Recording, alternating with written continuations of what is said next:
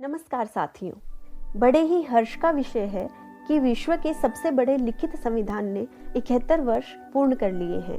हम सब आम तौर पर दिन में 1-2 मर्तबा संविधान और इससे जुड़ी चर्चाओं को कहीं ना कहीं सुन ही लेते हैं।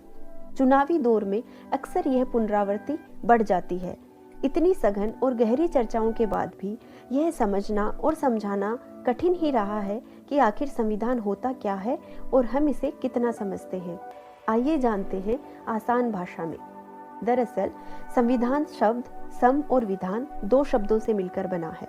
सम का अर्थ बराबर और विधान का अर्थ नियम या कोर कानून होता है, यानी कि वह नियम जो सभी नागरिकों पर एक समान लागू होता है संविधान कहलाता है।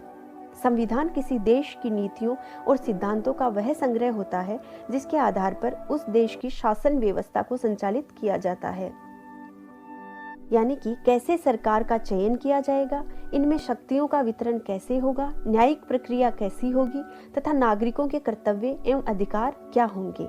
इन सभी चीजों को निर्धारित एवं लागू करने के लिए जिन नियम और कानून की आवश्यकता पड़ती है, उन सभी नियम एवं कानूनों का संग्रह संविधान कहलाता है।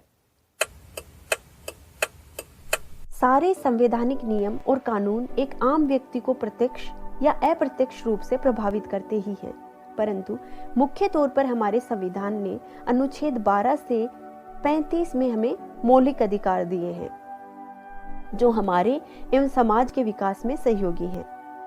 प्रत्येक भारतीय नागरिक को 6 मूल अधिकार प्राप्त हैं, जिनमें समता या समानता का अधिकार, स्वतंत्रता का अधिकार, शोषण के विरुद्ध अधिकार, धार्मिक स्वतंत्रता का अधिकार, संस्कृति और शिक्षा का अधिकार तथा संवैधानिक उपचारों का अधिकार शामिल हैं। यह सभी अधिकार नागरिकों को जाति, रंग, नस्ल, लिंग, धर्म या भाषा के आधार पर बिना कोई भेदभाव किए बराबरी का दर्जा और अवसर देते हैं। साथियों, संविधान में जितनी चर्चा हम दिए गए अधिकारों को लेकर करते हैं, शायद एक नागरिक के तौर पर संविधान द्वारा प्रदत्त कर्तव्यों के बारे में उतनी चर्चा हम नहीं करते।